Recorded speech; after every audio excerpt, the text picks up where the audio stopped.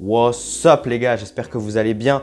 On se retrouve aujourd'hui pour parler performance. Comme tu dois le savoir, j'ai reçu les Nike Air 5 en avant-première. Je me suis donc permis de les tester pour pouvoir vous donner mon avis détaillé, notamment sur les différents aspects que comporte la nouvelle chaussure que portera Uncle Drew cette saison. Pour ceux qui n'ont pas vu la vidéo unboxing et présentation, je vous invite vivement à aller checker ça, à aller jeter un œil, puisque c'est un peu l'introduction par rapport à la vidéo d'aujourd'hui. Et j'y aborde notamment l'aspect esthétique et les différents signes plus ou moins bizarres qui se trouvent au niveau de cette Air 5 qu'on a en main juste ici. Du coup, on perd pas de temps, on va se plonger directement dans les aspects performance et les aspects techniques que comportent ces nouvelles Air 5. Et on va commencer par le point qui m'a étonnamment surpris, qui m'a impressionné. Et pour le coup, je n'en isolerai pas un, mais j'en dirais même deux que j'ai en tête. C'est l'attraction que je trouve réellement exceptionnelle sur ce modèle et l'apport du Flytrap, la technologie qui est positionnée au-dessus de la chaussure et qui va verrouiller excellemment bien la personne qui porte ces Air. On va commencer par l'attraction et pas de suspense, elle est totalement au niveau. On retrouve des motifs multidirectionnels qui sont en forme de spirale, parfois de lignes et qui vont venir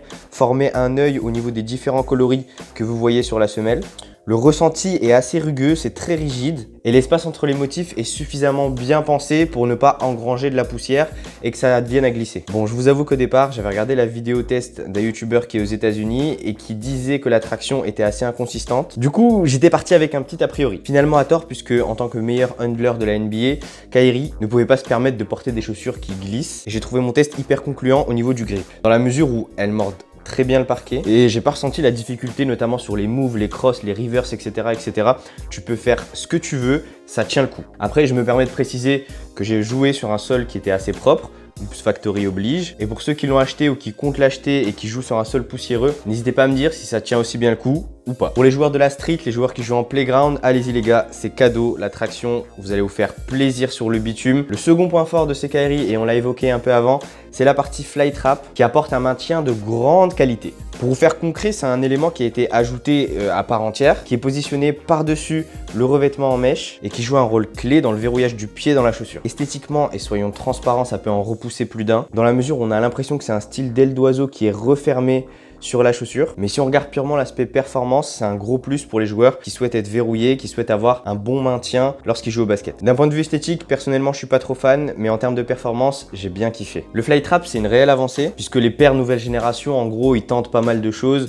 On a des scratchs, parfois une sangle. C'est déjà arrivé qu'on ait de la fibre composite sur la Kobe AD. Là, on a un nouveau système qui, pour moi, sera potentiellement répercuté sur d'autres paires qui sortiront à l'avenir. Seul inconvénient, et du coup, la transition est plutôt bonne pour passer au prochain aspect, c'est que le Flytrap nuit en partie au confort. Et ouais les gars, vous pensiez pas avoir tout dans une même paire. En fait, la chaussure est hyper serrée. Lacet, pas lacet, Flytrap ou pas, juste le fait d'enfiler la chaussure sans chausse-pied, c'est une mission. Plus sérieusement, c'est très compliqué d'enfiler son pied dans ces nouvelles Kyrie. J'ai dû m'y reprendre à plusieurs fois avant d'y arriver. Une fois dedans, ok, ton pied est verrouillé, mais on se sent pas hyper confort. Je trouve que la chaussure est compacte et vient resserrer énormément le pied, surtout au niveau du Flytrap. Après, tu as des basketteurs qui aiment être assez serrés dans leurs chaussures de basket et pour le coup, elle conviendra très bien à votre utilisation. De mon côté, vous le savez, j'ai les pieds larges. Donc je vous avoue qu'au bout d'1h30 de jeu, je sentais que la chaussure compressait mon pied des deux côtés. Espérant qu'avec le temps et le revêtement est en mèche, j'espère que la chaussure se fera un peu plus à mon pied. Et pour le coup, je m'étais préparé au fait qu'elle taille un peu serrée. puisque généralement je prends du 42,5 dans la quasi-totalité des paires que j'achète. Et là pour le coup, je les ai prises en 43. Donc conseil les gars, pour ceux qui portent du Nike, prenez une demi-taille au-dessus de ce que vous avez l'habitude de prendre. Et au moins vous assurez le coup et vous vous retrouvez pas avec une chaussure qui va venir faire un garrot à votre pied pendant que vous jouez au basket. On va se parler un peu de l'amorti que propose Kairi 5. Et là, on a une nouveauté signée Nike, qui est communément et explicitement appelée le Nike Air Zoom Turbo. Au niveau du positionnement, on a un amorti qui est placé à l'avant de la chaussure, au niveau de la plante de pied. On s'enflamme pas, Nike Air Zoom Turbo, tu courras pas plus vite, tu sauteras pas plus haut. La technologie permet de pouvoir donner un retour d'énergie qui dépendra de ton mouvement et de la partie zoom que tu solliciteras. Très simple, je vous le mets à l'écran. La différence est simplement dans le fait que l'amorti est divisé en plusieurs compartiments qui peuvent être sollicités de manière individuelle. C'est une belle promesse sur le papier. Sur le terrain, on ressent l'amorti, ce qui est cool, mais je n'irai pas jusqu'à dire que je ressentais des différences fulgurantes par rapport à la Kairi 4. En tout cas, ça fait le job et c'est le principal. À l'arrière, pas d'amorti, ça va être la semelle intermédiaire qui est composée en filon qui s'occupera d'amortir les chocs. J'ai pas ressenti de douleur particulière et tant mieux. Au niveau du course feel, ces nouvelles Nike Kairi 5 sont très efficaces et ça m'étonne pas d'ailleurs. Et j'ai pas peur de vous dire que je la positionne dans mon top 3 des chaussures proposant les meilleures sensations sur le terrain avec les Adidas Harden 3 et les Nike LeBron Witness 3 dont je vous parlerai dans une vidéo prochainement. On enchaîne sur la durabilité qui selon moi entre dans la moyenne de ce que proposent actuellement les chaussures de basket sur le marché. Le revêtement est en mèche comme la plupart des chaussures de basket bon marché. D'autre part, la semelle en caoutchouc selon moi est assez solide pour faire l'affaire pendant plusieurs années. Un peu moins bien sûr sur le bitume, mais la durabilité générale est assez intéressante. Concernant le prix, ces Nike Kairi 5 sont proposés au tarif 230 €. Et pour ceux qui souhaitent l'acheter, je vous mets un lien juste en dessous dans la description.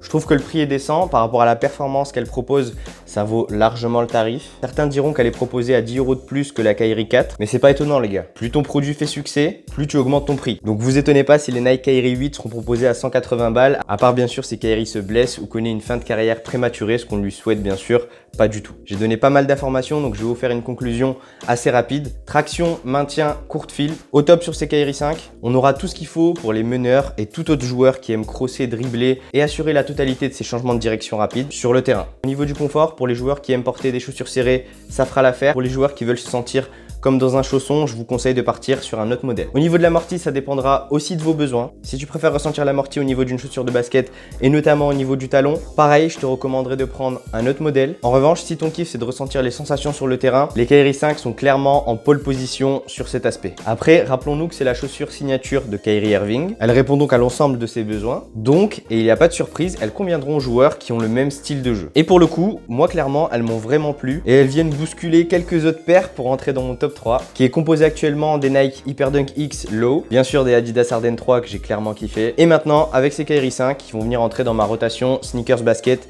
2018-2019. Voilà, je pense qu'on est plutôt pas mal. Je te remercie d'être resté jusqu'à la fin de la vidéo. Comme d'hab, n'hésite pas à liker, t'abonner, partager la vidéo avec tous tes potes basketteurs. Dis-moi dans les commentaires qu'est-ce que tu as pensé de ce test et si tu veux que je détaille un point en particulier. On m'a suggéré de mettre des notations à l'intégralité des chaussures que je teste et il est tout à fait possible que je fasse un barème de notation lors des prochaines vidéos. C'est bon pour vous? Je vous dis à la semaine prochaine pour un nouveau test. Prenez soin de vous.